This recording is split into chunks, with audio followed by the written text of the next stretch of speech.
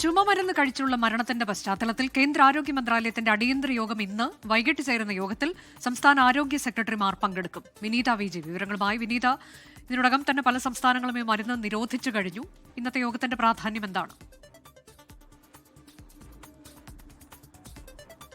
അനുജ സൂചിപ്പിച്ചതുപോലെ തന്നെ കേരളമടക്കമുള്ള 5 സംസ്ഥാനങ്ങളിൽ ഇതിനോടകം തന്നെ ഈ മരുന്നിന്റെ ഉപയോഗം നിരോധിച്ചിരിക്കുകയാണ്. ഗുജറാത്തിൽ ഇപ്പോൾ ഈ മരുന്ന് സംബന്ധിച്ച് പ്രത്യേക അന്വേഷണം നടത്താൻ ഗുജറാത്ത് സർക്കാർ ഉത്തരവിട്ടിട്ടുണ്ട്. ഇതിന്റെയൊക്കെ പശ്ചാത്തലത്തിലാണ് ഇന്ന് വൈകിട്ട് ഡൽഹിയിൽ അടിയന്തര യോഗം ചേരുന്നത്. ആരോഗ്യ മന്ത്രാലയത്തിന്റെ നേതൃത്വത്തിൽ ചേർന്ന യോഗത്തിൽ വിവിധ സംസ്ഥാനങ്ങളിലെ ആരോഗ്യ സെക്രട്ടറിമാരാണ് യോഗത്തിൽ പങ്കെടുക്കുക. വൈകിട്ട് 4 മണിക്കാണ് യോഗം ചേർന്നത്. കേന്ദ്ര ആരോഗ്യ സെക്രട്ടറിയുടെ അധ്യക്ഷതയിലാണ് യോഗം ചേർന്നത്. യോഗത്തിന്റെ പ്രധാന അജണ്ട അനുജ സൂചിപ്പിച്ചതുപോലെ തന്നെ ഈ വിവിധ സംസ്ഥാനങ്ങളിൽ ഈ കോൾഡ് കഫ് സിറപ്പ് ഉപയോഗിച്ചത് കാരണം വലിയ ആശങ്കയുണ്ട്.